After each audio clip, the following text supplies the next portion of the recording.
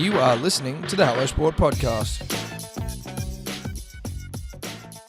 What's up, punters and dribblers? Welcome back to the Hello Sport Podcast. I'm on qualified opinion and unwavering bias.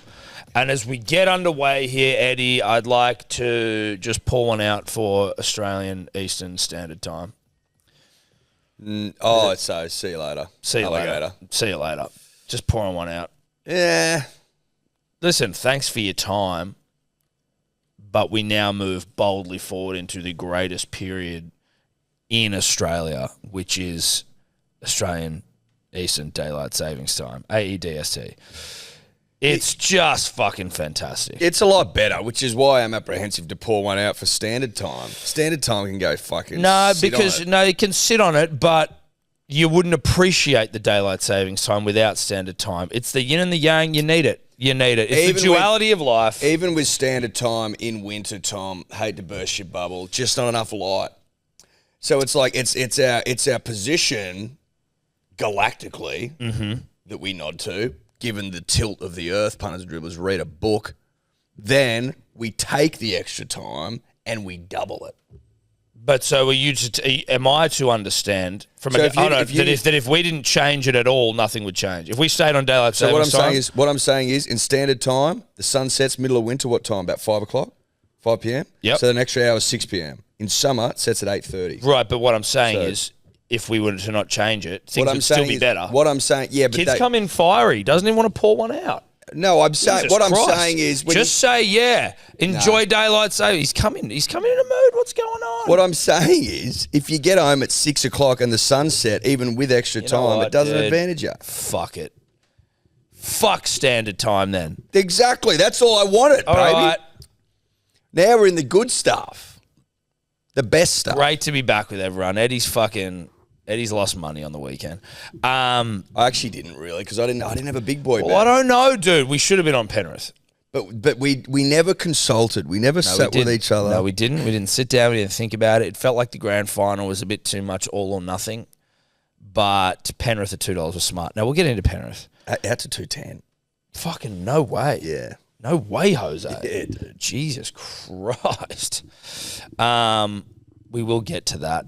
I want to start off the show, Edward, by just shouting out our boy Nedd Brockmann, who, we're back, Brockmann's back on TV. You know what I mean? I've been watching a lot of I wake up, I check the TikTok to see him running. I go to bed, he's running. During the day, because obviously he's fucking it's such a hard task he's going after. It started off being he'll run during the night, and then I'll wake up and he'll finish, and then he'll be chilled. But now it's just I basically can assume that he's probably running at any one point that I look at. Well, he's running right now as of 9:35, 8th of October. That's AM, punters and dribblers, as we record. He's out there running. The guy's non-stop. I'm constantly on my TikTok live watching him all the time. He's running 600 and something Ks. Just battling out there. Will not stop. There was a photo he put on his Instagram there. He's bleeding out his nose and shit. He's got every part of him taped. Friend of the show, Jeff Athletic, was out there running with him last night. And he was 3:30 a.m. Good shift from Jeff. Yeah, put in 30 Ks. Serious fucking That's Ks, pretty dude. impressive, bro. Yeah, well, Josh fucking ran marathons just to help me and Tobler finish. He's clearly fucking But he's just gone and knocked out 30 Ks at 3 in the morning. Yeah, I know. And then was oi, I'm back. Do you want to train? I'm like, no. You cancelled training already. Don't try and flip that on us. Yeah, I know. And I was obviously having a nice little sleep in. Yeah. You can't message me at 6:30 being like, you still coming? No. No, you told us not to come. So, don't try and now sneak that back in on us. And don't try and get us on a technicality. Fucking... Well, you should have been up. You should have been grinding. No. Fuck off. But Ned, get out there doing the damn thing. Donate. Basically, every part of his body taped to within inch of its life. Donate. It's all going to a great cause. We are mobilised or mobilised. I keep saying we are mobilised. I don't know if that's the correct. That's what it's called. Okay. Yeah. It's called We Are Mobilised. Mate, we did a live stream on Saturday night for an hour. They ticked over 150K. Now, as of Tuesday, they've ticked over 250K in donations. So keep them coming. Yes. Go and check out our YouTube if you want to watch that. Yeah, if you want to watch that, you can see it. But just wanted to kick that off the top. Ned, looking like Khalil Roundtree again, I think, as Felix said, if you watched the UFC on the weekend, which I did. But that's fucking... The man won't stop, dude. No, he won't. He won't stop. He'll keep going. Like he'll finish the 1600 Ks. You can bet you're at. Oh yeah. No, he'll finish. That's what's fucking insane. Is he actually is? He's got more than half to go. He's not halfway. Very etch. That would. Very etch. It's so hectic. It's just so hectic. I don't know how he does it. But I'm like, is this bad for idea. your health? Obviously, like the health of your toes and your fucking sack and your shoulder. But like, couldn't be good for you. Well, I know, but that's what I mean. I'm like, at what point do you have to like? Is there a doctor there? I didn't see a doctor when I was out there. I don't know, mate. I don't have answers. All I know is the kid keeps running. He just and keeps it's just running. outrageous. Yeah, it is. It's absolutely outrageous. And you're reminded of like, even though you know he's a weapon and you knew it from when he ran across the country, then when you sort of see him in between and you interact, you know he's got that mindset, you know he's that sort of guy.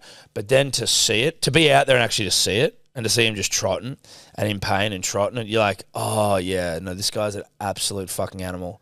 And when he turns it on, there is actually it's just completely different. It's just completely different. Seeing him at work was sick. Yeah. He was like all these videos. He's like, it's the hardest 3 days of my life. Yeah. Which is crazy because he spent like 47 days or however many days running across the country, and these are the hardest 3 days of your life. Something about that extra 60 Ks. It's just and day after day after day having to punch that out. 46 days it took him. 46. So it took him 46 days, which is a fucking long time as well. And this is the hardest 3 days of his life. Like day 2, he was already fucking up against it in a big way. It was hot yesterday as well. Oh, bro. Compete with heat. Hot. Thank God it's cooler today for him. I ran 5Ks yesterday. Did you? Not to suck myself off. Sounds but like you I are. did. And well, no, I'm just letting you know about my experience of the heat as a runner myself. Yep. And it was hot. I'm just confirming what you said. It was hot. And for runners out there, you will understand what I'm telling you. It was a hot day to run. But I did it anyway because that's just what I'm about. 5Ks? Yeah. Were you fucked? No, I wasn't too fucked. It was just the way I came back and I was in Bondi. I hate running through Bondi when it's pumping busy. Yeah, weird day to do that. Well, I needed to do something. I hadn't done anything, you know. Went in for a dip. Ocean's fucking glory. Dude, sorry to get back to Australian Eastern Daylight Savings Time, but sucked into you Queensland cocksuckers. We say it every year, but like you're just making such a mistake. And I actually, like, we're all Australian, you know what I mean? We're all Australian at the end of the day. We're about to do the Pacific Championships. Test cricket's just on the fucking horizon. Nedd is Australian. He's running for Australia. Like, I want the best for you fucking freaks up there. And I just can't understand why. I can't understand why. Why are you such freaks? What is the fucking deal? No one gets it. You don't get it. And you're making it real difficult for everyone trying to just, like, do work. I think they're divided, though, as a state. Yeah, I talked to a lot of Queenslanders who are like, yeah. Southeast, they're not happy, Jan. As in they want to have... The southern part of Queensland, they're like, hook that shit to my veins. Daylight savings, that is. Yes. Well, they're smarter down there, obviously closer to New South Wales. That's right. Right over the border. That was an aggressive knock. But there was a very aggressive knock, wasn't it? It was, wasn't it? Well, I'm not making that Sounded up. like he was about to break the door. No, I mean, that was like, too much knock. Well, no, but that aggressive. was like the appropriate reaction from Chile to be like, yo, knock less. Yeah. Like you're frightening it all You're of us. frightening everyone. You're scaring the shit out of us. I didn't like that. No. That knock pissed me off. That was a fucking annoying. No, that was... Well, you're already in a mood, though. You've come in. You haven't had much sleep. Is there something? What's going No, on? I slept You had so heaps well. of sleep? Well, then what is it? No, I'm You just all right? saying. No, I don't know you've why come in you a bit of a want to mood. suck off standard time.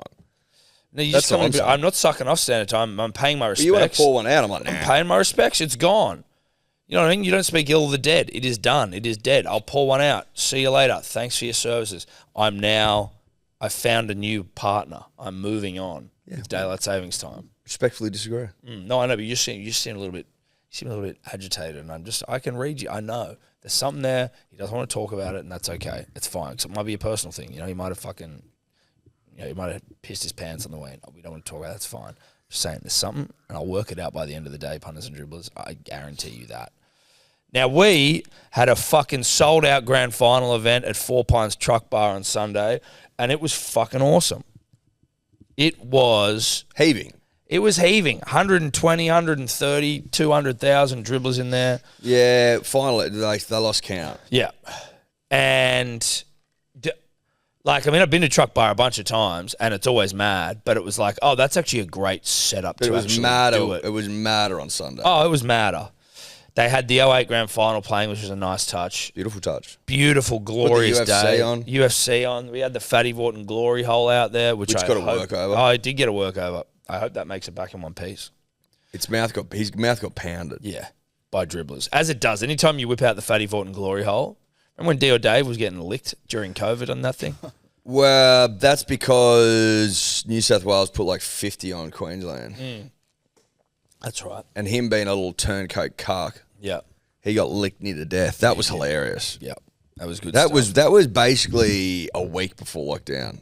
He's in there getting his Face licked to death. Oh, Super God. spreader event. Yeah. Yeah. Well, Might have been. well, you know, That's it not was. the public line. No. The public line was that it filled the pockets of dribblers everywhere. New South Wales supporting dribblers because we had one of the great bets all time. Correct. Ed, the way I kind of wanted this show to go, and you don't try and plan too much here, do you? At Hello Sport, we just we sit down and we rip. It'd be Weird if we did. yeah. Obviously, a bit of grand final. I wouldn't mind talking about the Scopes Golf Day at some point as well because that was a fucking hoot. Mm-hmm. But then part of what the boys, Tobler and the boys, pulled together for us for the Four Plunge Grand Final breakfast. Yep. Or Grand Final, whatever it was. I believe it was Tobler. Tobler. Well done, Tobler. Which I want to do that again every year. I want to keep doing that on Grand Final Day, get all the dribblers together and have a Yahoo. But anyway, was basically just like a year in review. And we go through the Rugby League season, mainly scandal watch, let's be honest. Mainly. That's all we care about. It's what gets us going. It's what gets us going. But there was a few things in there that I was like, fuck, the year goes quick. It does go quick. So that might be coming a little later on. But I guess you start at the start, and the Penrith Panthers, IMO, greatest rugby league team of all time. The Dragons of the 60s can go and kick rocks. Well, I'd have to agree with you, Tom. The Dragons of the 60s, I mean, I wasn't around back then, punters, dribblers, that may shock. But wouldn't be a salary cap era. They wouldn't have been paid. They would have just showed loyalty to the club, so they wouldn't have lost heaps of people. I'm making assumptions here. They also did unlimited tackles.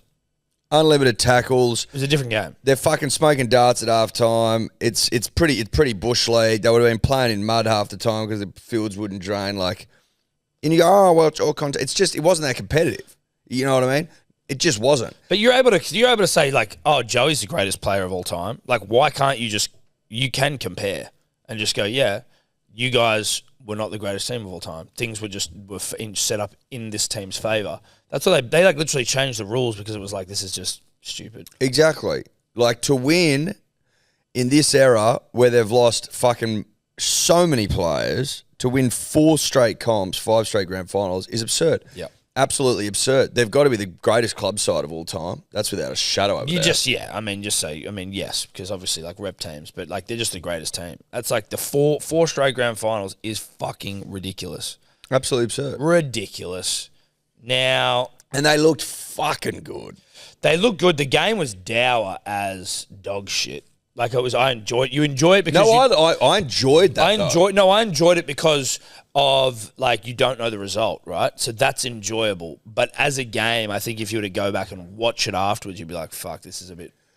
I've only watched it once, and in the moment, I was loving it. Yes, but I think that's because there's so much on the line. This is my hot take. Shit game. Hot takes with Tom. Hot takes with Tommy Burns. Hot ones. But like as in, I was engrossed as well. I was like, "Holy fuck!" But you're like.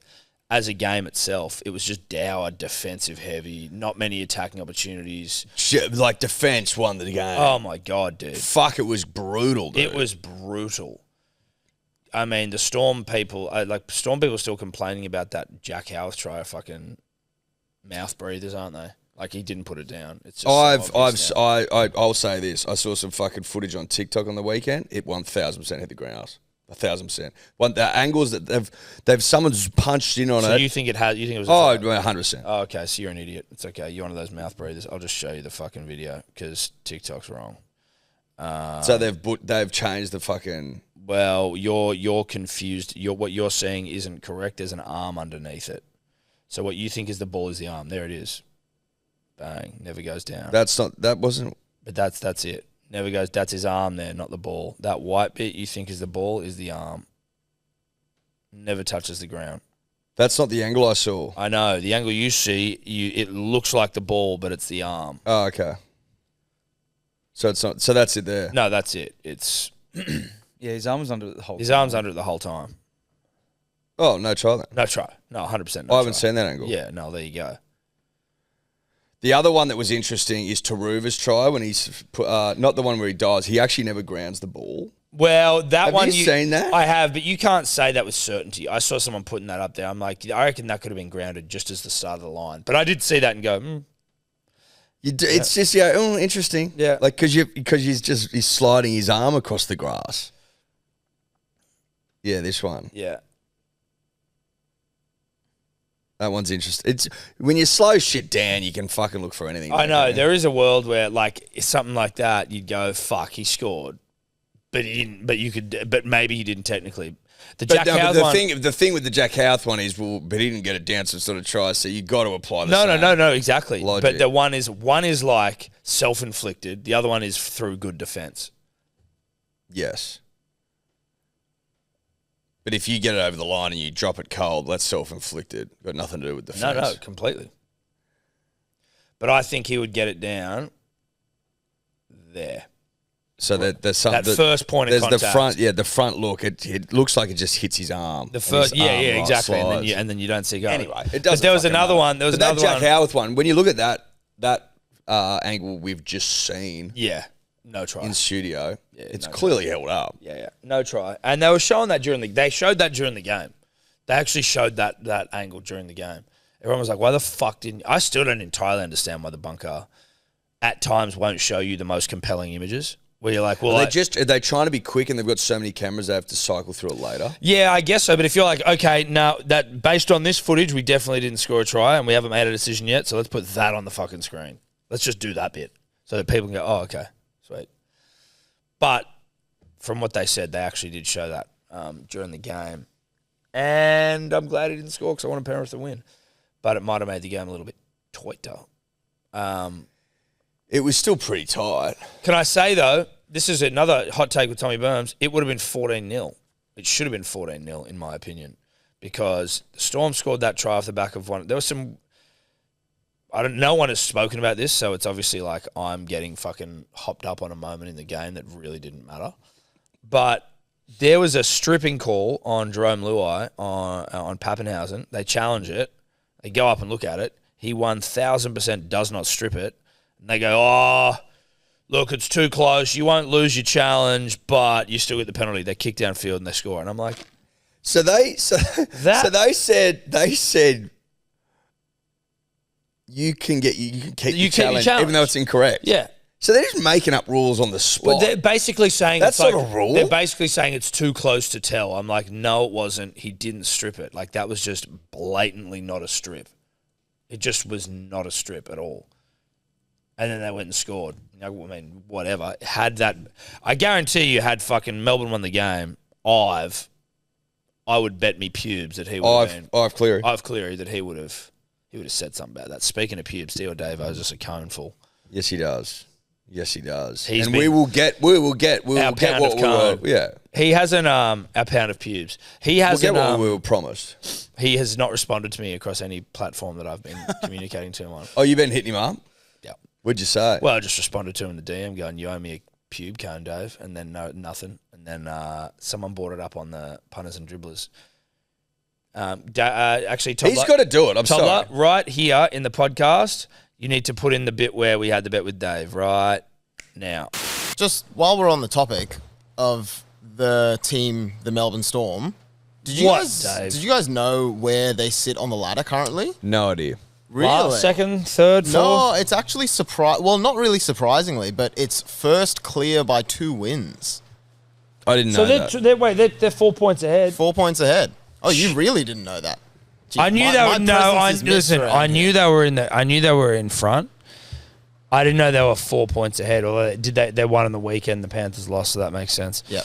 I fucking hate your team, Dave. Mm-hmm. I hate them. Well, tough shit. We're gonna win. You know, the thing is, I know you're not going to win, so that at least is where the solace comes. We are 2 wins clear at the top, and we have had our entire spine together like once this year. You might have fucking, you might win the minor premiership, but you won't win the fucking competition. You don't have a strong enough side. We haven't even had our strongest side on the field. You don't have a strong enough side. You've got the strong enough side. They're all fib. They won't be. You do not have a strong enough Ryan side. Pappenhausen, like huge clouds around his form long term.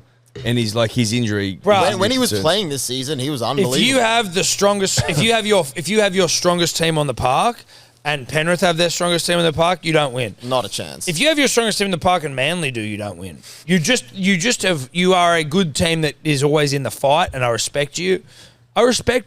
But you won't win the competition. Well, we will. And you're missing too many men. They're going to come back. If you don't win the if you don't win the competition, you have to rip a cone of your own pubic hair.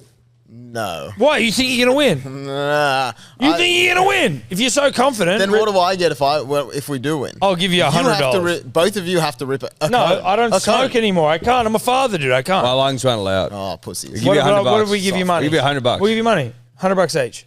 $100 isn't that much. Okay, what do you want? 1,000 each? No. I thought you thought that we weren't going to win. 1,000 out of principle's too much. Okay, what about this though? I'll give you a $1,000 for the top 4. If they win, I'm happy to give him $1,000 between the two of us. And if they don't win the comp, then he has to punch a cone of his own pubic hair. Yes. Yeah, I'll take that. Come over here and shake our hand. Yeah. That's perfect. You boys remember how the bet went for you last time? Yeah, okay, but if you don't win the comp, you have to punch a cone of your own pubes. Agreed? Agreed? Okay, on camera here. Bang, eye contact, agreed. Yep. That is huge. the dumbest bet of all time. Dave. Wow. That is the dumbest bet. Jesus. Also, the most risk-free bet. There you go, punters and dribblers. See, I told you. He fucking made a bet with this. If the Storm don't win the grand final, he was going to smoke a cone of his own pubic hair, which is dumb and crass. What did we have to offer him? We didn't even come up with it yet. $1,000. Oh, did we say 1,000? 500 each. And then, Tom, I'm pretty sure you came up with the pube cone idea. Sounds like I might have been drinking because that's a fucking diabolical idea. I can guarantee you would have been. That is fucking crook. It's disgusting. It's absolutely foul. Like there's a world where I don't want to enforce it. No. I know we have to. No. I know we have to. It's not how it works. I know it's not. It's not how it works. He must do it. He's beholden. Yep. To himself and to his honour and to the bet that he made. And the bet is that he would smoke a cone of his own pubic hair if Melbourne didn't win the grand final. And that's exactly what happened because they lost 14-6 to a better side, full of champion players who now become the greatest club side of all time. It's not even close. Cleary, now an immortal, not yet crowned, but will be one. And the uncrowned immortal. The uncrowned immortal, that's right. Beautifully said. And from, I think there was 8 remaining, now there's 6. From the original side. Yeah, no, was it 8 or 9? Either way, who cares? But there was 8 from when they lost to Melbourne in 2020. Oh, okay, right. But 9 of the 4. 4 premierships is so fucked up. It's just, but it's almost like. What do you think of those boys that brought their rings to the game? Is that bad juju? No, well, clearly not. No, it's not. But like they've done it every time. But if I was Nathan Cleary. And I'm just inserting myself into because he didn't bring his. I'd be like, did Nath not bring his? He didn't have his on. I don't think. I thought Nath brought his. I don't think him, Martin, and Yo and shit. I don't think they had theirs. Dylan Edwards. Did you see the fucking mate? Toto made a TikTok preempting the win. You know when Kanye gave his speech at like the Grammys or some shit? He's like, people always ask me. Yeah. What I'd do if I didn't want to guess, we never know. He'd already filmed that bit and then he fucking spliced it with them all fucking ripping in the. Yeah, it doesn't look like Cleary took his rings out.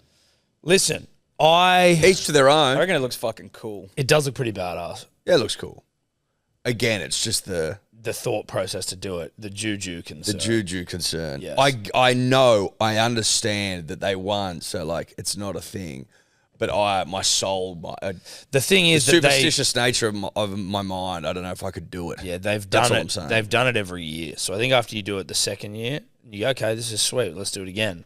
Okay, this is sweet. Let's do it one more time. Now you got 4 rings. I know that we said it probably last year as well, but I genuinely don't think they can win it next year. Although I did hear Buzzley Rothfield on the final NRL 360 last night, something I will pour one out for at the end of NRL 360 for 2024. I'll allow that one.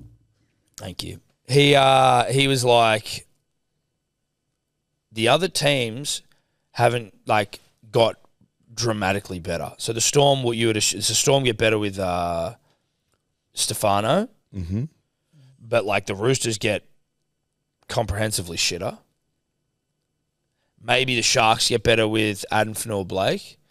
But outside of that, like no team's really added some like great change where you're like, oh wow, they'll be the ones that compete. The Storm will be. Storm will definitely still be there. Storm will still be there. Like it just matters. They bring in Isaiah Papali'i and they bring in Blaze Talangi.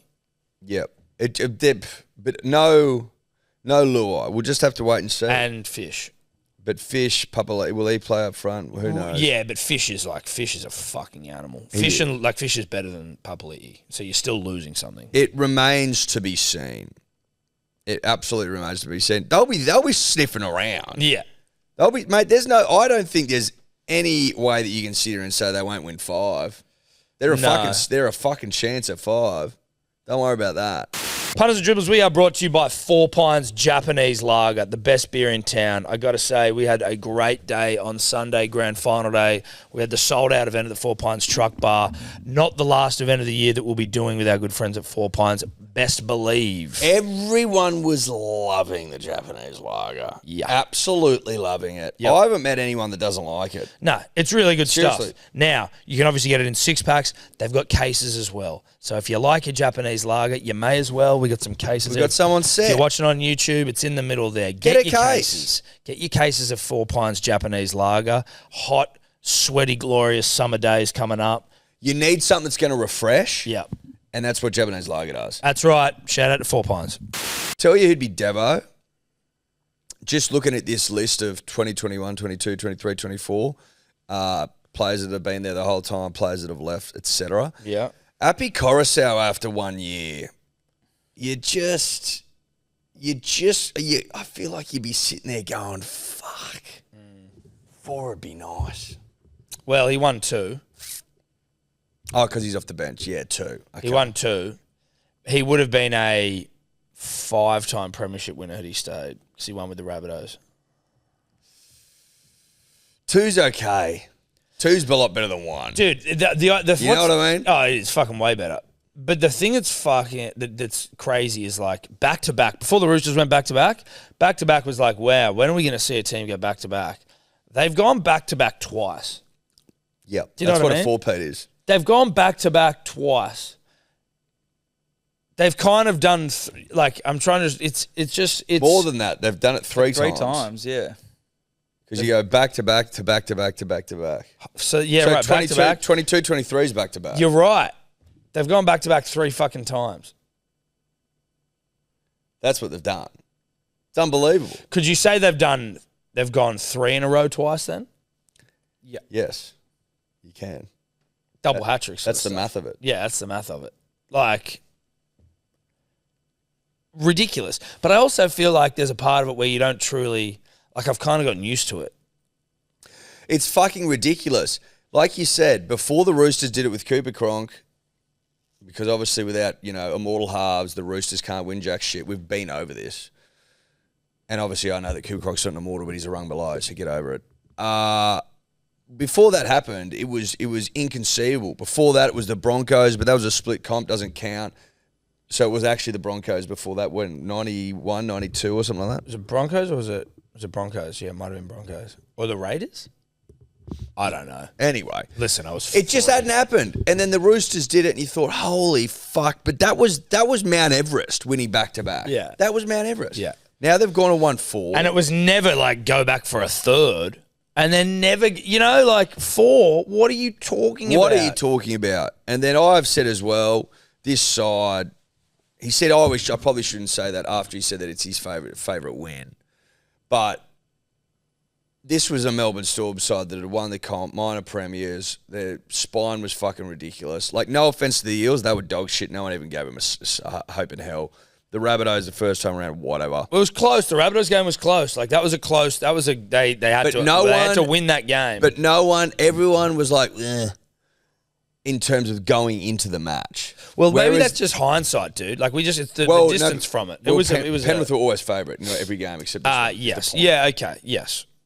Yeah, they were dogs in this game. Yeah. They were dogged up. And everyone was like, this is their toughest challenge, given the fact they were underdogs. That's my point. Brisbane went back-to-back in the 90s, and so did Canberra in 89-90, and then Brisbane 92-93. 92-93. So the fact that they've won 4 is just ridiculous. It's absolutely fucking ridiculous.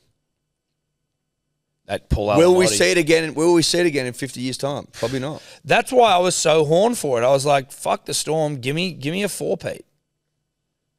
Give me a 4-peat, bruh. Give me greatness. Like, we've already done 3 years of this shit. You may as well give me one more. But I am sick of it now." Are ya? They weren't even that excited after the game. You know what I mean? Like, they were, but they weren't. It was like the fans leaving the stadium weren't that excited. You know, like, there's a level where you kind of you stop appreciating how fucking dope it is. Now, I wouldn't. If this was Manly, I wouldn't be able to talk. Yeah, but you're talking on the whole. On the whole, I don't think they really appreciate it anymore. They're all like, everyone's saying the same thing everywhere. Wow, amazing. Wow, wow. Like, we're all saying it. I can't believe it. Can you believe it? It's like, okay, I'm now over it. But don't give me the Storm. I'll take a 5th over the Storm. That's the problem with where we now find ourselves. I'm ungrateful. In, October 2024 is that, let's just park Manly for a second because obviously we win the comp next year. Yep. The Melbourne Storm everyone hates and they're boring and they've got a lot of Terminator about them. They don't seem human. Mm-hmm. They seem artificial. Yep. And I can't warm to them, try as I might, even though I like their players. Penrith Panthers, everyone's over it. 4 in a row, they don't even give a shit really. Like, it's all fake smiles and stuff. It's all fake smiles. There's like, you hear them interview, there's like, oh, wow, fuck, yeah, mate, can't believe it. What a shock. Wow, what a shock. What a shock. You smile and you laugh, but it's becoming a bit too routine, Tom. And routine gets boring. It gets boring, dude. You know what I mean? This is like missionary, non-stop. Like, you get to fuck the hottest woman in the world, right? But it's missionary and it has to be at 6 p.m. every night. You'd get over that. Of course you would. You'd get over it. You would. You would. You'd get over it. You'd be like, it's just a bit routine. Well, listen. At some point, you would. I'm not saying you would after fucking 4 shifts. I'm saying eventually you would. Yes. What I'm saying is routine eventually catches up with you. It becomes this Monday. Has become routine. This has become routine. I was happy for it. I was willing it on, and now, give me something fresh, dude. Like, but if I'm to run an eye over the yard, Tom, nothing in there excites me. No. Outside of the obvious, Manly. Nothing else is exciting in there. Sharks I can't warm to. Sorry. Just a bit. Maybe the Warriors, if they started going well, I'd be into that. Listen, I honestly would be into, outside of Manly obviously winning it, again, if something were to... Sorry, mate. Good colour. That's a good bottle, that. I've had a couple of Chocky Milks. You have? I haven't. I've had 2. I haven't touched them. I had one we were out there Saturday night and I had one last night. I want to, but I'm not doing it. Stronger than that, except for on Sunday. I'll take anyone other than Storm. It's a change up. It's it's something new and something different. I'm now done. I'm over it. I'm sick of Penrith. I love the congratulations. 4 is great. I was on ya. Fuck off. I think half the reason why I'm struggling to get around anyone else is because I don't think anyone else is up to it. No, and that's what we were saying before. They're probably not. I genuinely don't think they are. Except for Manly. Outside of the obvious. Like Cowboys, no. Sharks, no. Raiders, no. Sharks, possibly. Knights, no. Warriors, no. Sharks need to fucking, find another gear, but possibly. Listen, when we talk about grumpy, and it sounds like we're grumpy now, which I am a little bit, but I'm mainly grumpy now. It's like I've got post-nut clarity. I was really into it. I was really into this 4-peat, and now I've got post-nut clarity, and I'm grumpy. And now I'm closing tabs. I'm closing all the tabs. Now I'm closing tabs. I'm opening the curtains again. I had them all open, and it was all like panther porn, right? Yeah. And I was loving it. Cat stuff. And now I've realised that I'm watching panther porn. Yeah, bestiality. You know, bestiality, and it's not appropriate, and I feel dirty. And I feel dirty, and I feel grumpy. Now, when we talk grumpy on the podcast, Edward, it's thanks to our good friends at Grumpy Coffee. Head to grumpycoffee.com.au. Beans, grind, pods. Yeah. Beans, grind, pods.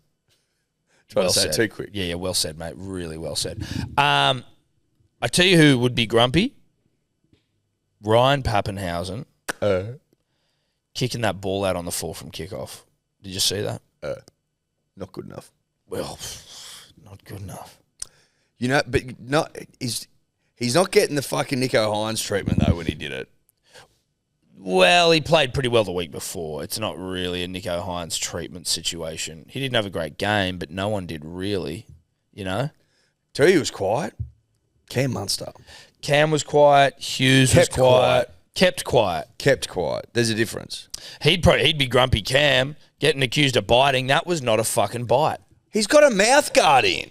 You can bite with the bottom teeth. I can't. But it was the top of the mouth. It was the bottom, I think. I tell you what's just great. When people say that, how do you bite with a mouth guard on? I'm like, you know what a mouth guard is, cunt. Mouth guards do the top row of your mouth. That's all it does. But to my eye, he's pulling it down. He's pulling it down into his mouth. Like, that's the only logical way that it could happen, right? Because he does have a mouth guard on. He's pulling it down onto his fucking teeth.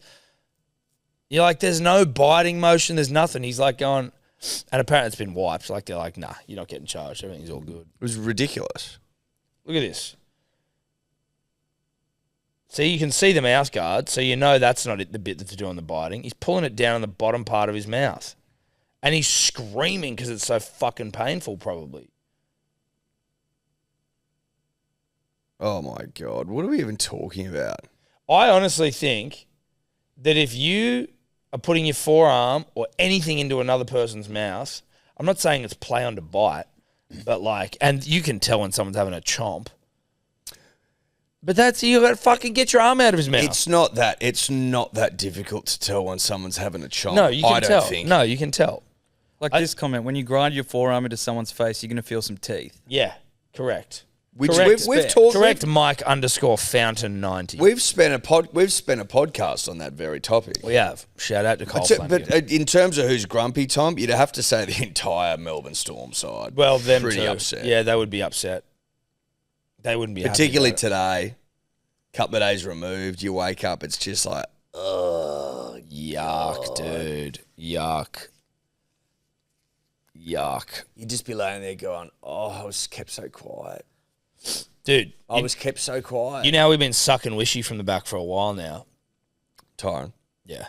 The great and powerful Joey Johns said that, and this also, sometimes I'm shocked by people's stupidity, but Joey was like, when Wishy came into the game, he goes, if I was starting a new club today, he'd be my first signing at dummy half. And then we put that up on Instagram, and people were like, wait, so you're telling me, like, fucking he wouldn't buy Harry Grant or fucking Ben Hunt or do it? And I'm like, no, dude. Like, those guys are, like, signed to, like, long-term deals. So this is an up-and-coming player. What he would mean by that, obviously, like, how do you not? Because he hasn't picked Harry Grant, so... But that's obvious, right? Like, you're not going to pick like the Australian fucking dummy half. Obviously, what he's doing is saying, if I had to start a club tomorrow with people that are off contract... The people that I can start a club with. Yes. People that I can start a club with. That's what that means. I'm like... As opposed to, in a perfect world, who's the first person you sign? Cam Smith. What are you talking about? Well, no, I think that probably most people would say Nathan Cleary. Well, yeah. Not a dummy half, they wouldn't. But... Like, it was insane. But I was good to hear. I was cool to hear because I was like, fuck yeah, Wishy. Fuck yeah. Wishy's had a hell of a season. Yeah, breakout season? I think you call it a breakout season. I think I'm I'd like to call it a breakout season because he's broken out. No, you can call it a breakout season. He's broken out. No, he's broken out. He's broken out.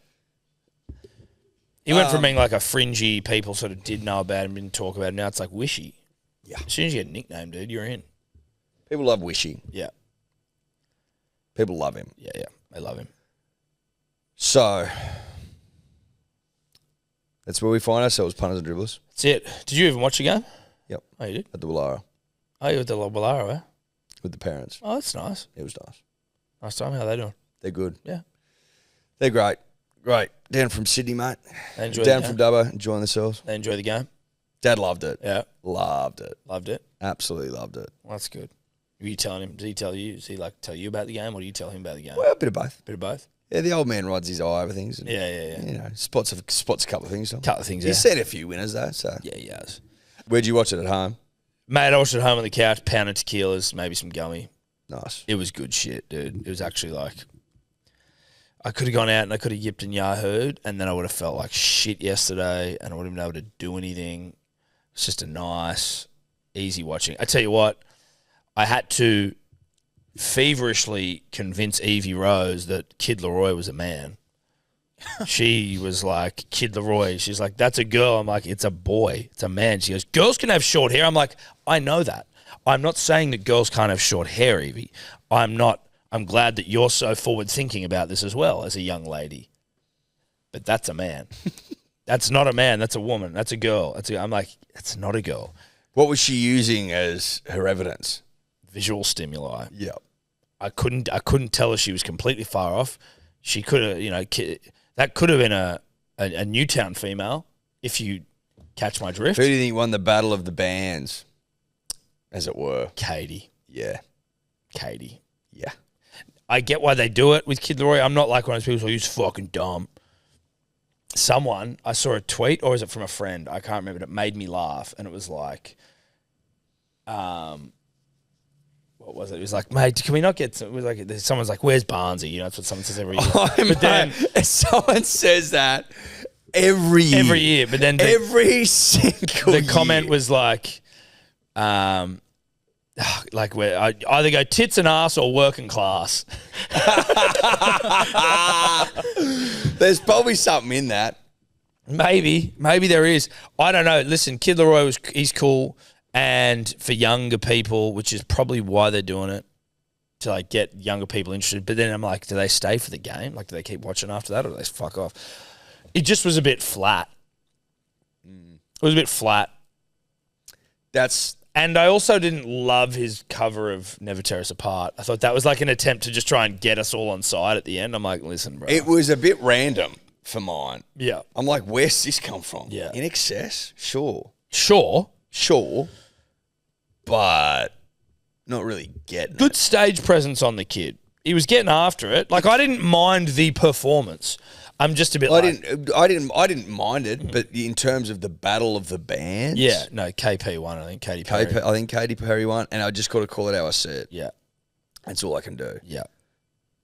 Obviously, our game, the NRL, was a lot closer, a lot more gripping. Yes. Yeah, you could watch. You watch the first half in the AFL and you go, it's over. Yeah, it's done now. Boring. Shithole. Boring. What about the fact that it wasn't a sellout? Yeah. That's a tough look. That's not good. No. And, like, you can try be the excuse factory over here, which I will. I'll be an excuse mouthpiece for the NRL, whom I'll suckle on for as long as they allow. But, like, interstate team. A cause a shithole. Like, yeah, it is. It is a shithole. And it was still very full, but, like, Jesus Christ. It's a shithole out there, though, dude. It's an unmitigated disaster. It's a disaster. The reality is, this is the reality. One interstate team, one next door. The Penrith Panthers are next door. Obviously, there is, even amongst their own fans, routine starting to wear lethargy, thin. dude. They got victory lethargy. We've probably spent 5 minutes on it. Yep. On victory lethargy and how routine gets boring as batshit. But I genuinely think, that one of the great hurdles to having any sort of success out there in terms of crowd numbers is the fact that that place, that precinct, is a huge shithole. Yeah. We were offered the opportunity to go, Tom. If it was the SFS, I would have been there. 100%. Like 1,000%. 1,000%. There is no atmosphere out there. There's no trees. We went out there for Nedd Brockmann the other day, and I was looking around, okay, and I don't have a thing against gum trees. No. Aussie gums. Not against. I fucking love an Aussie gum. We love them, but they're not a shade providing tree. No. In an environment like that. The whole thing is tiled or fucking bricked or whatever you want to say. I actually feel quite sorry for those gum trees having to be out there. Like, imagine being a gum tree and being stuck out in that shithole. Mate, it's a fucking, you know, it's a life sentence. Yeah. Literally. You're stuck there. You're stuck there till and you know, or until they pull the place down, you go, well, they're not going to keep me here, are they? I'm surplus to requirements at some point. It's a life sentence out there. It doesn't matter which way you want to slice it or dice it. But I said to you, Tom, I was like, if they put huge, big, shady trees in when the Olympics, when it was built out here, I think completed like 1997, there'd be huge, beautiful trees out there now that would make the ambience of the place considerably different instead of like baking on the hot fucking bricks. It's so hot. Under no shade. There's also no bars out there. There are a couple, but you can't go there after the game, which means that you get herded onto the fucking train like cattle. Dude, honestly, like, I don't want to sound hyperbolic here, but the world's a fucked up place. There is not much worse. Some things worse, but not much worse than having to catch a train back from Accor Stadium. It's hell. It is hell on earth because you got to wait until you get on the train. Sometimes 40 minutes. Just standing amongst people. And then once you've waited 40 minutes to get on, you might be waiting hours to get onto that bitch. Like, you can wait for hours. And then once you're on there, you wait for hours to get back to where you are. You're standing up, just everyone losing energy and motivation. And then by the time you get back to anywhere that resembles civilization, and that doesn't mean just you got to come all the way back to where we are, back at the east. Anywhere along that line, by the time you reach it, you're fucking asleep. Horrific. Why? Absolutely horrific. Like, I wonder whether you could double ticket prices and have it at Accor. Have it at... Sorry, SFS. You could, but they won't. You Fucking- could, but they won't. I was listening to Bloke Potty yesterday, and Hammy was saying how, like, the Weeknd's coming out here to do tours or some shit. And he's playing at Accor and he's playing in Melbourne, and his missus was like, I would prefer to just get tickets and fly to Melbourne than to go out to Accor and come back. Which I'm like 100%. I'm like, yeah. No, but like, but to Hammy's point, I actually completely agree with that. 100% agree with that. Fucking make it like, life's too short, dude. Life's too short to go out to Accor and back on trains. When you could just go, hey, let's fly to Melbourne, take an hour, let's go stay somewhere nice. Let's go out there, we'll see the Weeknd, you know? And you might be sitting there like going, oh, you should be more positive, Accor. You should be more. No. Go out there then. No. You go out there and you tell me. I will never be a positive. You go out there and you tell me what sort of experience you have. Because it won't be a good one. I will never, ever, ever be positive about Accor unless it's in discussions about blowing it up. Go to the SFS. You go, oh, this is a vibe. Go to fucking Suncorp. This is a vibe. Adelaide Oval. MCG. Vibe. MCG. Vibe. We went to Optus Stadium recently. Vibe. Like. And Optus Stadium, like, is still not, like, right on the fucking doorstep of the city. No, but like, you can walk in there, and then when you're in there, it's a good vibe. It was still a vibe. There was shit around it. It was still a vibe. 100%. Certainly more of a vibe. Way more of a vibe. Accor is disgusting. And if I'm Accor, the brand, Jesus Christ, do you want to be associated with that shithole? Yeah, I'd be looking for other Because I don't know what Accor does. I only know that Hotels? Hotel group? Listen, all I'm saying is I don't know what they do, but what I do know is that they are the name of the worst stadium in the country. Hotels, resorts, and vacation properties. What was it called before them? Was it ANZ? Yep. They made a smart decision because now I'm back to fucking, being pro ANZ. You went before. Well, You have always been with I've always ANZ, backed though. them, I'm so. surprised you didn't leave. Mate, that's just more an admin issue. If I'd been able to, What was the official crowd number, Tobler? It was 80,156. 80,156. So they were what? About 4,000 short. Yeah. Smallest crowd since 2017, 79,722. Which was Storm Cowboys.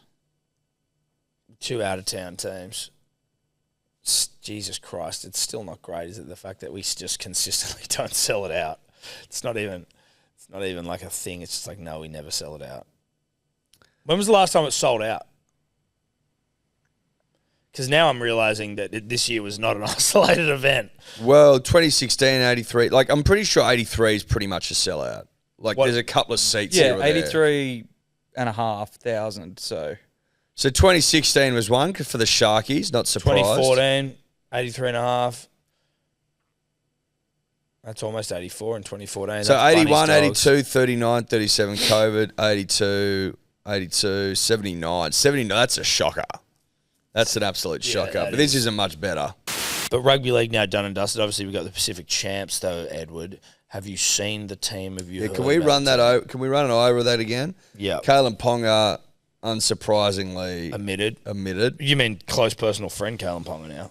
Well, Kalen is a dear close personal friend. Saw him at Scopes Golf Day. We'll probably get to that. Yeah, we'll come to that. But I had a lovely conversation with Kalen Ponga, an incredible human being.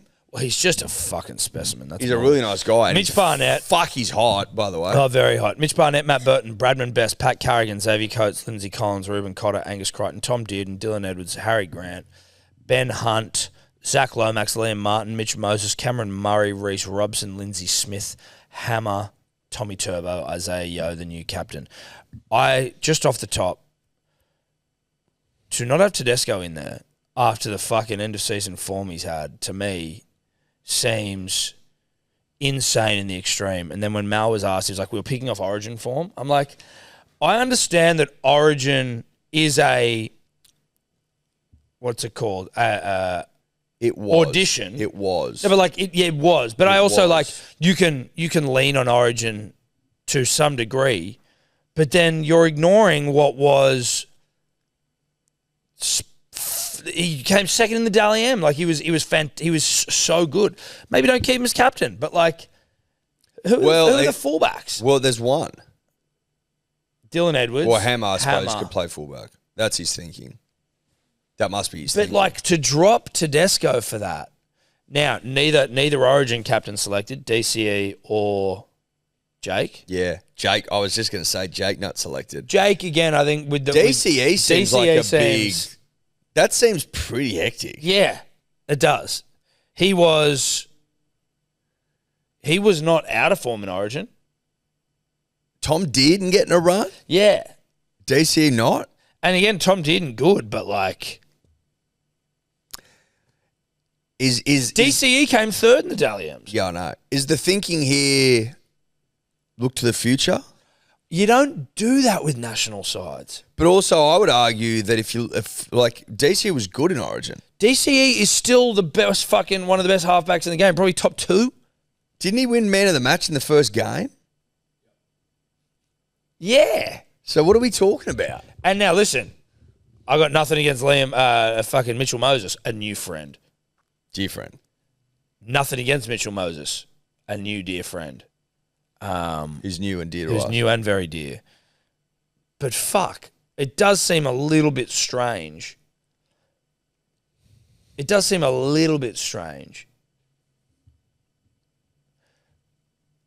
Doesn't it?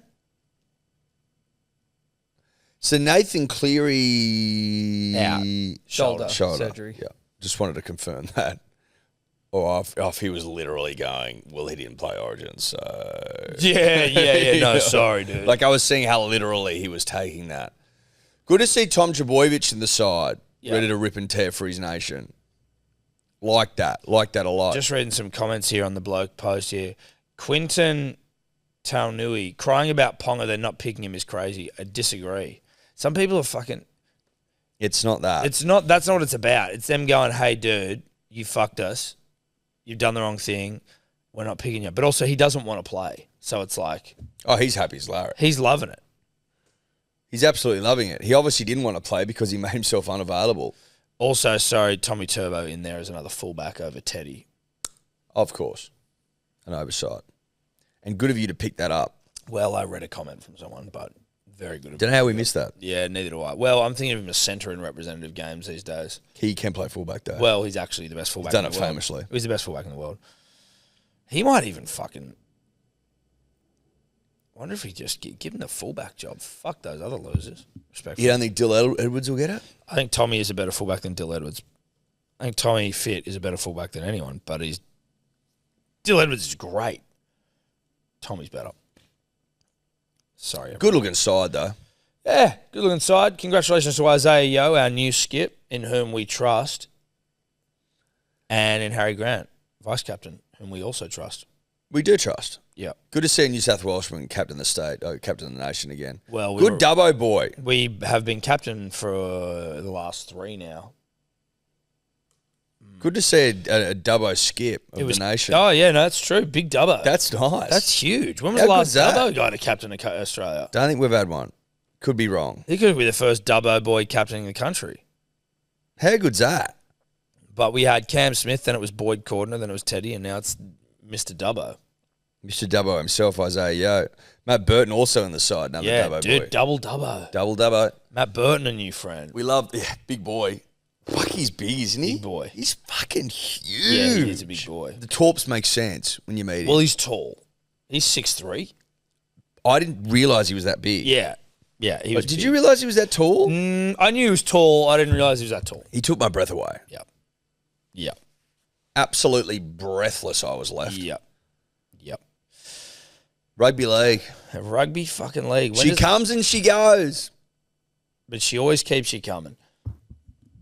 Till she goes. Until she goes. When does this Pacific Champs start? Like, do they go into camp now, like straight away, or do they get a fucking... First game's the 18th of October in 10 days, so they're probably going to go into camp soon.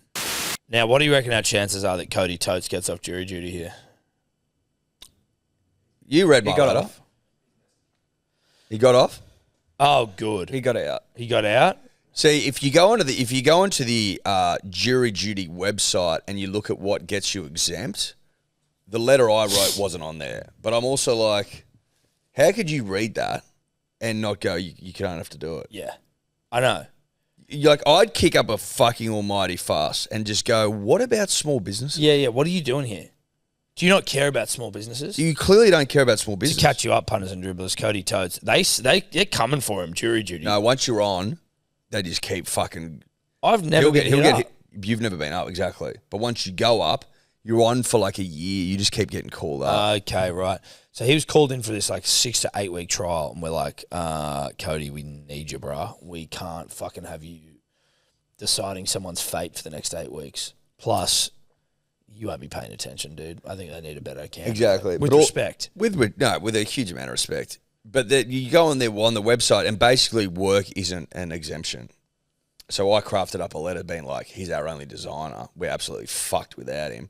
And he will, it'll have a negative impact on our ability to deliver a project that we've got going on. Yeah, our business. But also that will have a negative effect on the business generally. So think of small business. Think of small business. Free Cody Totes. But he's been freed. What did he say? He just said he got off, and he's on his way home now. Hell yeah. Scopes Golf Day was so fucking good. We went out to the Concord So Golf proud course. of the boy. He nailed it. Members only course out at Concord. Ritzy. Very ritzy. Now, We got there at Sparrows. I misread the message. So Tom told me tee off was 7:30. It was breakfast at 7:30. We got there at 6:45. Yep. Beautiful day, though. A lot of standing around. Yeah, there was, but I didn't mind it. It wasn't too much negative standing around. We No. just, we were just jabber-jawing, having a, how you going, saying good day to a few people. It was nice. But we were there fucking early. But I just think it's worth acknowledging that I was leading the whole thing after 4 holes. Tom started very, very well. Maybe the greatest 4 holes. Well, not maybe. 100% the greatest 4 holes of my life, followed by normal proceedings. Yeah. You couldn't miss. No. I was my drive Driving was on. every green, fucking chipping well, Yeah. putting well, Yeah. irons were good. Yeah. Obviously, the wheels fell off. Oh, well, of course the wheels Obviously. fell off. Like, that was always going to happen. That goes without saying. We all played pretty well, though. No, we did. Obviously, Dude, I shot 106, which isn't great, but we played well. there was some good stuff in there. There was some good stuff, but also, like, and this isn't the excuse factor over here. I was leading, don't forget. But you do slip into some level of inebriation over the course of the day where you stop even knowing how many shots you've taken. Do you know what I mean? Well, 18 holes is a lot of golf. It's a lot of golf. I've been over that ad nauseum. I believe the dribblers 18 should be 12. That's a different conversation. I know that 18 separates the men from the boys. I'm a boy, though, so I'm always going to be separated. Yep. Which is where my issue comes from. Yes. I think, honestly, you know what it was, I think maybe for me, is I'm like a potential world-class boxer, but I can only fight like 3 rounds. I need to learn how to fight for the full 18. And then maybe I'll be able to maintain the rage. But I forget how to play after 4. Well, I think the wheels fell off on the 5th hole. Yeah. No, literally. As soon as I bragged about it, wheels fell off. As soon as I put a video up, wheels off straight away. And then Sebo and Street were winning the whole fucking thing with 3 holes to go. They put up a video, and it was Greg Norman at the Masters. It was the worst thing you've ever seen. Mate, did they Sebo... Crumble. Mate, Sebo... we saw those videos and then we didn't hear anything else about That's what why. happened. Mate, because they crumbled. Sebo's walking around in the bush with 5 clubs because he didn't know where his ball was and he didn't know what he'd need to hit to hit. And it was pathetic. It was a complete mess. He fell apart at the seam. At that point, it was really pathetic seeing Sebo just trudging around with 5 clubs. Like, he was so excited. It was all like the fucking world was their oyster, and then it was in the bush with 5 clubs. It was just like, oh, no. It was tough to watch as a friend. A lot of exhaling and shit, you know. Stomping. Yeah. Lot of stomping. Stompy. When Sebo gets stompy, you know he's not in a good place. He did have his hero, Trell Mitt, though, watch him drain a 30-footer. That was pretty fucking impressive. Hectic. That was impressive. They stopped playing and Sebo has just had this monster putt. And we just like, Trell was far enough away that he couldn't hear us saying this to Sebo, but he stopped to watch Sebo. And we just kept going, bro, Trell Mitt's watching you, bro. Or you boys watching you, Trell Mitt's watching you, Trell Mitt's watching you. And then Sebo just drained this absolute fucking monster.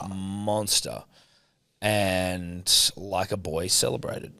Streety actually had the best day. Streety was killing it. But then didn't beat Sebo, which I found interesting. Listen, I don't trust anyone out on the course anymore, just from things we've The been hearing on vibe test was that Street was better. That was the vibe test. That was the vibe Way test. better. And I'm not implying that Seb was cheating or that anyone was cheating, but I just, given the tales we were hearing around the course that day, I just don't know who to trust, except myself. In terms of there being People cheats being out there. fucking... We're not accusing Sebo of anything. No, definitely not accusing Sebo. Sebo's not a cheat. But what I am saying is I don't know who to trust anymore. It's like in a whodunit. I'm like, who the fuck is guilty here? Because there was a guy after the first 9 holes who had a handicap of like fucking 30 who had claimed that he got 10 birdies or 9 birdies. And you're like, well, how's that By possible? himself. Yeah. So he was scrubbed. Yeah. Scope scrubbed him. You're like, mate, you can't win because you're cheating. You just don't go to, and again, we're not accusing anyone except that guy of anything. You just don't go to a golf, don't cheat. You just don't cheat at golf anyway. Like, you know you've cheated. What the fuck is the point? Exactly. You've got to live with yourself. You know what you're doing is bullshit. So Scope put together a beautiful day. Did. Breakfast on arrival. There was lunch. There was scallops. That's how ritzy it was. Yeah. Scallops. And the most fantastically cooked steak. That's how ritzy it was. Like not potato scallops. No, buddy. scallops. I would have said potato scallops. I just had to clarify. We I weren't will at allow- Dubbo Indoor Ritzy. Centre. Yeah, we is weren't at the ritzy. local swimming pool, Tubber. But I will allow that clarification there, even though it was a dumb question. Well, it was dumb in the context of How we're at a ritzy, ritzy joint, yes. which we said at the start. I don't think Concord knows what a potato scallop is. That's Concord Golf Club. In beautiful nick. Teal Really was well fun. manicured, fun course. We all got a golf cart. Just good. A few good like little activations around. Didn't there. lose many balls. Dude. I think I by lost the, one ball. by the end of it, That's how well I played. and it's a good course. Not as hard as they were making out it was going to be, and I mean that relatively speaking. But like everyone was talking about it being like, oh, this is going to be a really hard course. I was like, oh fuck. The greens were maybe hard. I tell you what I find to be a hard course The only time I find it to be hard is if there's long rough and I'll lose balls. That's when I'm like, it's hard. Yeah. Don't you reckon? Yeah. And I guess so, really, because it's like I don't have any control about like, oh, okay, well, I'm just going to try hit it around this corner. Like you and I, I'm just going to hit it you straight and I are every so time. shit that I'm not seeing the course on that level. No, exactly. Oh, geez, did you see the fairway bunkers at 250 metres? No, I didn't. No, didn't care about them. No. What I care about is having to take multiple drops out of the woods because I can't find my ball, which didn't happen. Yeah. Good That's point. my issue. Good point. When you're taking 3 or 4 drops a hole, you're in big trouble. We look great in our Hackers gear. We got looks and comments and looks. Comments, looks and comments. Looked fuckable. I must say got a lot of positive comments about that photo of me smoking a dart. Did ya? Well, I mean, how could you not? Even I was impressed by that photo. I looked like a badass. Now, am I a badass? No. Did I hit that putt? Absolutely not. But a picture tells 1,000 words. That's someone put like a fucking thing up in the punters and dribblers with that photo, and it was like that, me in a fucking Swans jersey, that fucking awful Daily Telegraph photo, me in like some other tight Manly jersey, and then something else, and it was just like the duality of man. It's just me in all of these fucking completely absurd photos. The only one that was not embarrassing was that golf one, thank God. How about when we were like Duncan Big George Burgess and shit? You got him. You got him. You had to fill out some survey, finance related, and then you're allowed to throw a ball. Tommy threw it, got George on maybe the 3rd throw, something like that. Yeah, I think so. Dunked him into the water. Him and Liam Knight were in there just getting into their dunking work. Just some big boys. Some big boys. Liam looked great. Liam did look great. Liam in fucking phenomenal nick. Really tidy nick. Yep. But there was a lot of good blokes out there. A lot of good blokes. Had some great conversations, some really illuminating ones. Well, I just think you and I didn't realise how beloved we were by the NRL playing community. Yeah, I'd use beloved. Yeah. I'd use beloved. Beloved, dude. Just beloved. A lot of hugs and kisses. Yeah, boy. So well done, Scope. Fucking terrific day, mate. Proud of you, bro. Fucking great day. Beautiful day. Punters and Dribblers, we are brought to you by our good friends at Nedd's. You know them, you love them, we know them, we love them. And yeah, the Rugby League season's done. Sure, it is. No more same-game multis, although there is some internationals coming up. But what we do have is pony season. It's pony season. It's time to put your silks on, as it were. Correct. Put the silks on and start whipping home ponies because we've come into the spring season. Yep. Like, the amount of great races coming up is sickening. You've got the Everest, you've got the Melbourne Cup, you've got the Cox Plate, a favourite of mine, you've got the Caulfield Cup. It's all ahead of us. Yep. It's all coming up, Golden Eagle. Big dance. Big dance. It's all happening. It's all ahead of us. So get a Ned's account, come on there and whip home ponies with us. And dogs. Shout out to Neds. Chances are you're about to lose. For free and confidential support, call the number on the screen or visit the website. Before we do move on, I know we've already moved on from the fucking Scope Golf Day, but how much of a dude is fucking, I hate to say it as a Queenslander, but fucking Dane Gagai? Lot of time. Dane's a dude. Lot of time for Dane Gagai. One of the greats. Just a fucking champion bloke. Yeah. Down to earth, normal. Likes a dribble. Big dribbler. Big dribbler. A lot of time for just that. wanted a quick shout. No, I think that's reasonable. Yeah. Because we kept going on over going, Dane Gagai's the fucking man. He's a man. Shout out to Todd Carney as well. Great bloke. Todd Carney also the man. Todd's the man. J-Mo's a nice man. Great bloke. Again, I know I mentioned Mitchell Moses. Mitchell Moses is a good man. Great man. He's more Lebanese than I realised. Yeah, he loved our Lebanese connection. Big fan of it. Yep. Hard to fold anyone out there, to be honest. Honestly, hard to fold anyone. Probably one person. Probably. Yeah, maybe one. Just the one. Tell you who else a good man? Big Chad Townsend. He's a good guy. Chad Townsend is a good dude. A big good guy. A big good Sydney good guy. I like Chad a lot. Yeah. Chatty T. Mr. Entourage. Yeah, he was good. He was great. I like Chad. Did you ever yarn to him? We did for Well, quite a while. I didn't just fucking make it up. For quite a while. He was back. He's back in Sydney and loving it. Loving it. Just him and Sebo are going to do some golf content.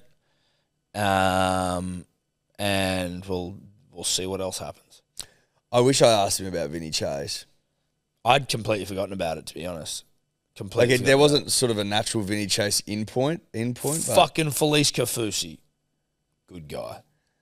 But I want to scratch that Vinny Chase itch. Yeah, I need to understand what the fuck that's about. Yes.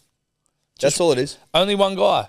And he wasn't even a bad guy. He was just Yeah. And that's it. That's all it was. He wasn't a bad bloke. No, well, you wouldn't even really know, but it was a bit like, Yeah. But everyone else fucking Tip-top shit. tip-top. Great to see Skip, Daly Cherry Evans. He's a good bloke. Toff Sipley. Fuck, he's not big. No, that's what makes As in, like, he's... how do you play first grade rugby league? Yeah, how are you so good at rugby league? You just, like, there's not much to you. I don't know halfbacks are like that generally, but, like, you know. Also, he's not great at golf, and I mean that with the greatest respect. And coming from someone who's not good either, but I was leading after 4 holes. You were never leading. Yeah. And also there was a couple of drives that weren't past the ladies. So, Well, there was just a couple of shots where I was like, oh, and then you get to the next hole, they were playing in front of us, and you're like, oh, so this isn't the next fucking fairway. You were just playing awfully. well, they're on the second hole, I think. Third hole. Third hole, he was, that was... That was lady T stuff. Which happened to me a couple of times. So again, I'm not passing judgment on the great man. Just not as good at golf as I thought he would be. He's actually probably the only rugby league player not lying.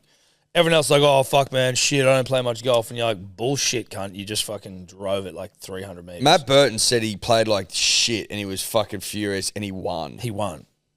We saw him on and we go, how you go? He goes, oh, fuck, played like shit, mate. And then he won and we're like... That doesn't add up. Matt Burton won the day. Yeah.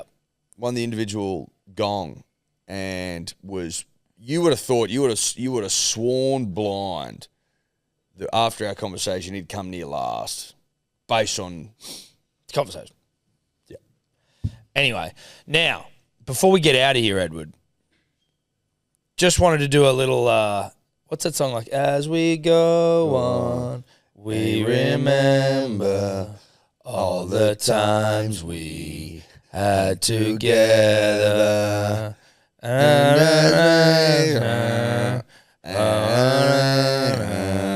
We will still be friends forever.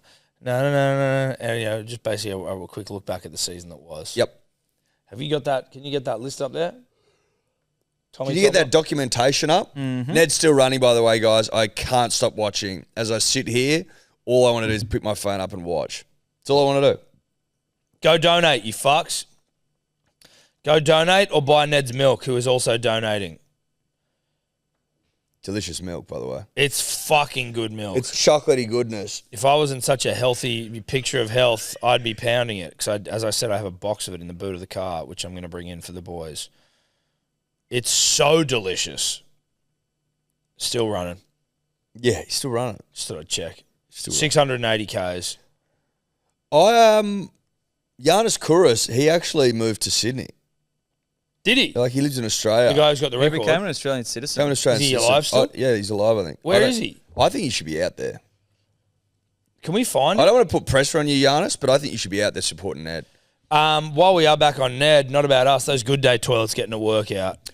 He just went into them before. Yeah. He's been in there. Josh sent us a photo of him stepping in. Yeah.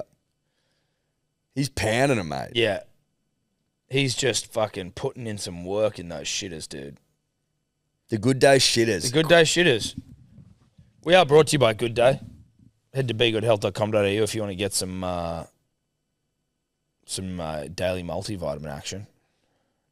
20% off using the code Dribbler. Might be Dribblers. You'll work it out. You'll work it out. So just some notable 2024 moments. notable 2024. moments. Now, obviously, we kicked off in Vegas, Eddie. You and Yep. I flew over there. Yep. And I'm not joking. I still have PTSD when I walk into a casino. Like, I still love it, but I'm like, oh, my God. But to think that that's all that, like how long ago that was. You know what I think of when I think of that trip? I think of tenders. I think of Bloody Marys. Bloody Marys. I think of gambling. It's like the Sydney show on steroids. The Easter show on Easter steroids. show, rather. Having the sphere right outside our window. So, like, unless you use the block-out blinds, the room was bright as fuck. Yep. I think of... Not going to bed until 4 in the morning. Craps. Craps with PK. Cigarettes. Yep. Super dry lips. Super dry everything, dude. Super dry, yeah, everything. Dude, my hands were Super bleeding. dry lips, It dude. was fucked. My hands were bleeding. Bleeding. Bailey's. Yep. Fucking toddler's hair. Oh, God. Yeah. Mushrooms. Manly winning. The rescue dog.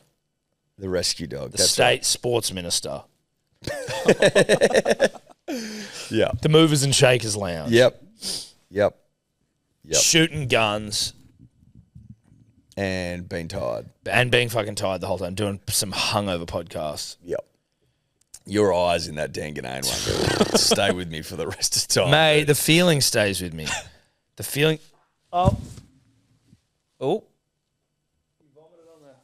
I will. Will he? Will.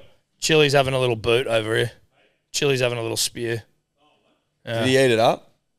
That could just be dog shit. Looks like he might have eaten a leaf. You're okay, Chili. It's all right to vomit, buddy.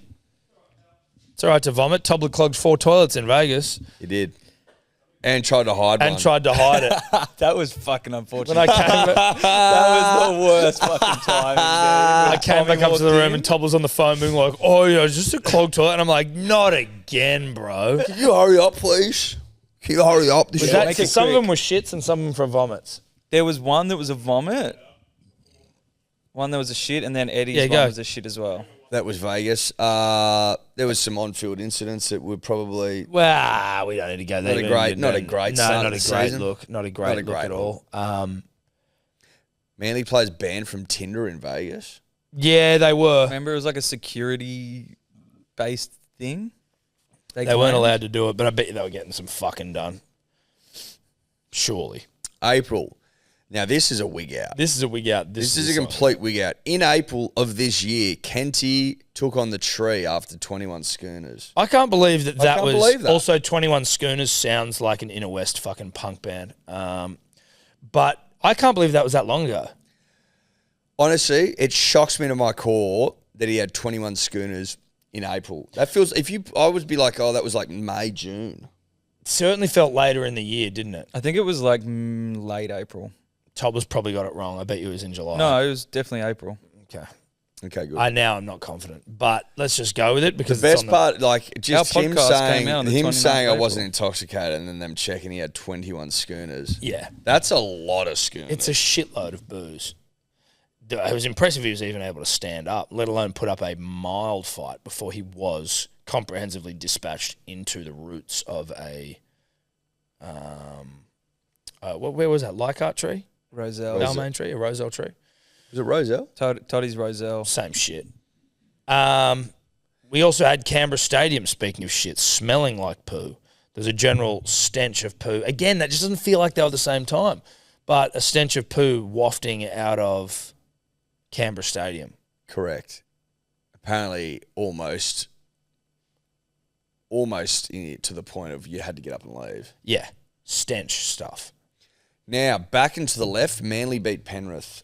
I don't get that. No, I remember it, but it wasn't a notable thing. That's just more of a Manly specific thing that Tobler's put in there. Man, back into the left. It was when they said Cooler knocked on, but we looked at the ball and we said it went back and to the left. Oh, yes. But Bulldog Richie saying that players shouldn't celebrate, again, doesn't feel like April. The year's gone quickly. Bulldog Richie, that was not the last of his absurd comments from the year. But I actually think it's been a bit of a breakout year for Bulldog, which is funny because he's been a journo for so long. It's been 100% a breakout year, and I think he'll be really proud of his efforts. He's gone, I'm going to play the contrarian. Yep. I'm going to talk as much shit as possible. Yep. To the point of absurdity, really. A lot of his comments, a lot of his headlines and articles lean absurd. Yeah. But it's working for him. No, it is working for him. It is because he gets the tongues are flapping. Hetherington and Mahoney punch on in the tunnel. It was weird. It was the funniest thing about it was that Hetherington was serious. I thought he was joking, and he had a smile on his face when he was doing it. That's the face of a psychopath. Yeah, we thought he was having a laugh. No. No. He actually wanted to do it. It's also the power of Reed Marnie. In terms of you can be the most annoying cunt in the world and get people going. Yep, he's new. He's now the new grub. Big time. He's the grub of the NRL. He's taken over the proud mantle from old, like Mick Ennis comes to mind back. Mick Ennis and Grub Reynolds. It's something about the Dogs, to be honest. Now, May rolls around. Jarchi gets his shit rocked at the Alpha Blokes boxing event. Knocked the fuck out. Jarch still tries to pretend like he didn't. Well, he's now changed. He's tweaked his story again slightly. He now maintains that he was knocked out, but he woke up when he hit the ground when his shoulder came out. So he was knocked out for a period of time. But that's what we said. But originally he was saying, I was never knocked out. And I'm like, well, but you were, though. You were, and that's what we were saying. If you weren't knocked out, why'd you hit the ground like that? Yeah. You hit the ground like that because you were knocked out. Yeah, and then the pain of a dislocated shoulder. You didn't even brace your fall because you were knocked out. Yeah. If you were fucking conscious, you would have put your arms out. Yeah. You were knocked out. No, you were just knocked out by Groper, who's big, dude. It was actually, again, the Alpha Blokes are promoting their second season or second edition next April. Which we will be commentating. And they've been using Jarch, obviously, as part of the promotion. And it's actually more brutal than I remembered. Yeah. It was so savage. It was a savage fucking... His whole body, crimples and folds in on itself. It looked like, And then he sits up and he's like, oh. And his shoulders out. It's pretty hectic. And we lost a lot of money. Not that commentators should ever bet on fights, which we didn't, but we technically lost money. Technically, we lost $3,500, but not the other one. But not out of our own money. No. It's what we stood to win. Yeah, if we were to have put the money on the bets that we would have done, yep, and Jarch had got up, yep, that was the mistake. The mistake was betting on our boy, yep, and believing too much, even though the evidence was right there in front of our faces. Yeah, we wanted to believe about how little he'd prepared. Yep, we knew that he prepared pretty poor, pretty much not at all. Yep. As close to not at all as you can get. As you can get. Kept for a couple of sessions in a shed. Yep.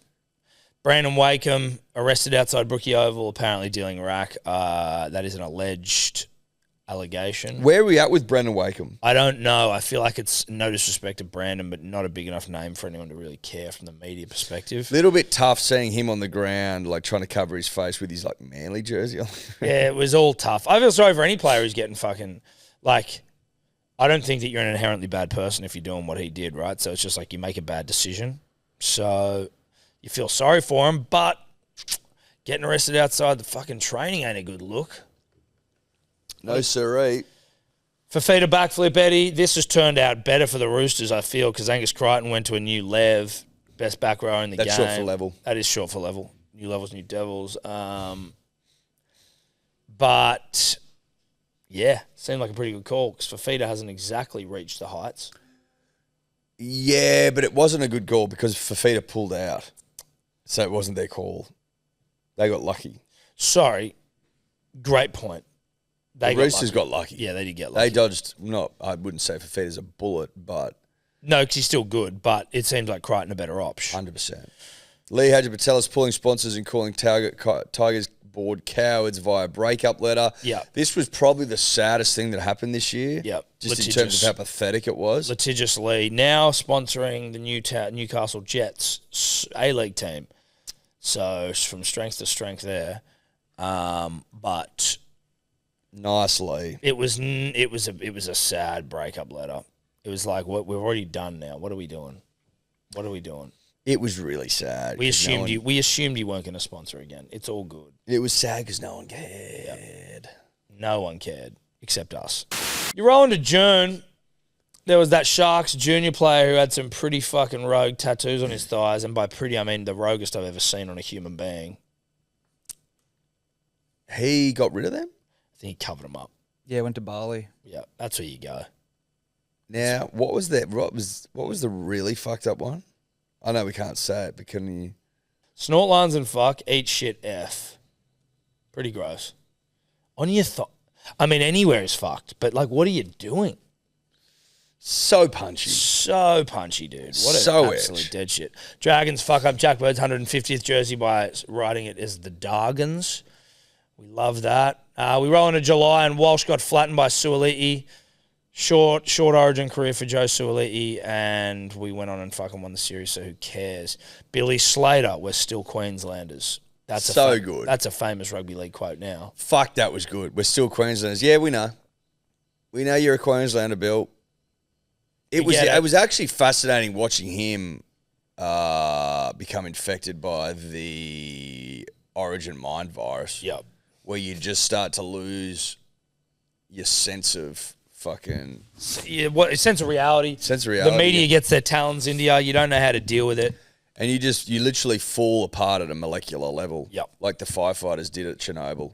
You know what I mean? You start to just dissolve. You just start to dissolve. Jerome Luai almost drowning in a Western Sydney wave pool before being rescued on the eve of an Origin match. Just again, not something you ever have on your bingo card. Nah, people played that as an omen. It wasn't. He was terrific in the whole series. He was great. So to get that up, yeah. Game 3, Lebanese Spirit, Mitch Moses, powerful stuff. Really powerful stuff. This next one is not an insignificant yarn. Josh Papali'i's wife getting banned from local footy for 10 years for getting in an on-field punch-on. She flogged 10 people? I like to say 10. I don't know if it's the exact amount, but it was also not on field. It was side of the field. It was fan. I'm sure it was in the stands. I think she got one year for every bashing. Oh, she entered the field. Yeah. And fucked up players. Apparently. Huge. She got one year for every bashing. Yeah, right. For every flogging. That would have been so sick to watch. Yeah, dude. No, that would be nice. That would have been nice to be a fly on the wall or just another spectator on the field. Just seeing that go, ooh. Juicy shit. Mitch Barnett missing the birth of his child. We still owe him nappies. There is a reason why we didn't get them there, punters and dribblers. Just know that. We haven't forgotten about Mitch, but there was a hurdle that was just making it a little difficult. Yeah. So we sort of don't exactly know what to do there. Mitch Barnett seems like he's a bit of a different cat. Did you see the roasty post? Yeah. Charles Nickel-Klogstad was like congratulating him. He's like, we're not bros. And I'm like, now that probably is just a lighthearted thing because like New Zealand, Australia. He does seem like a different cat though, Mitch Barnett. Kind of scary. Terrifying. Yep. I still think he could have just said cheers. Yeah, probably. August, Eddie and Trell had a dalliance with a White Walker. He did. Dubbo motel room after some community work. Latrell's in there ripping and tearing. There's a White Walker visible. It scared the fuck out of everyone. Someone was in the room taking photos and putting it up on TikTok saying, Latrell Mitchell on the bags in Dubbo. I mean, it just doesn't get better than that. No. That is just rugby league. Well, it's actually the perfect headline. Obviously all alleged, but... I'm regurgitating what was No, exactly. put on TikTok. But Latrell Mitchell on the bags in Dubbo. That's all you need to know. There's no more follow-up questions. You're like, okay, that's exactly what I didn't know. Outside of the White Walker bit, you leave the White Walker, like that's probably the only question you reasonably have. Where's the White Walker come from? It looked like the most etched banner of all time. Yes, it did. I can't believe that was in August. That's 2 months ago. Feels like bloody yesterday, doesn't it? It does, mate. Honestly, all this stuff feels like yesterday. Origin feels like the other day. I know, dude. It really does. Crichton getting biting Crichton. Flanagan bit off fucking Crichton's nose and he had a weird ponytail lawyer. Yeah, that was weird. Don't know why you have Tigers pump Manly in there. I was offended at the moment when I saw it on the weekend. Cody I put don't that know one what in. the fuck that's about, Tobler. Doesn't seem necessary. Cody put it in. Oh, Cody put that in, did he? You motherfucker, Cody. Tigers pump Manly at Shorties. That was a tough night. Grim. For so many reasons. Great so day, Shorties. So layered. Yeah. So layered that night. I've never been more glad to get home. Oh, bro. The moment I slipped into bed, I almost came. I had no come to come. That's why I didn't come. Because I couldn't. I was absolutely fucking dead. Shout out to sickness, but shout out to good day. keeps you going. September, Addo Carr test positive twice to cocaine while buying a phone charger in the middle of his team's game. Doesn't make any sense. He did use the shaggy defence. Well, it wasn't so much the shaggy defence, which is it wasn't me, because he's just saying I didn't do it. Yeah, so Shaggy was like, I wasn't pumping those girls. Whereas Josh is like, I wasn't pumping those I literally went and got a phone charger. Yeah. That's what I did at halftime in a game when there's probably, 50 chargers in the room? You would have to think so. And everything's USB-C usually, right? Like you can find something. So what were you really buying? That's the question. That's the question. That doesn't have an answer. No, it doesn't. Ponga pulls out of the Kangaroos, then he backflips. He brought that up with us. Well, he brought it up with you particularly as you walked past him at the golf day. He said, pull out method A, bro. And then we had a good laugh.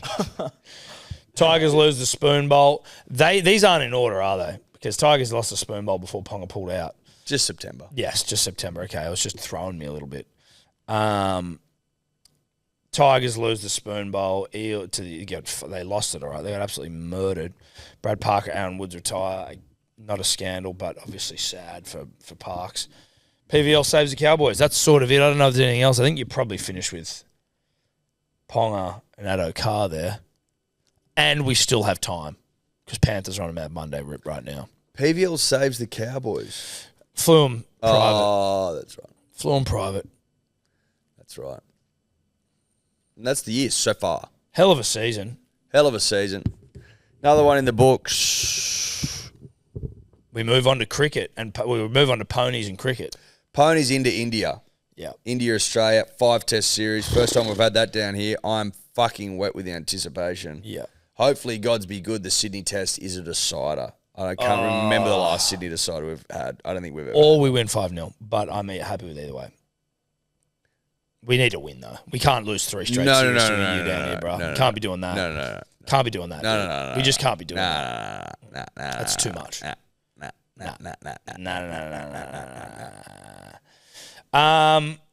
But I think that's us. Thanks, Rugby League. Yeah, thanks, Rugby League. Great year. Thanks to everyone for fucking tuning in, coming to our different, events.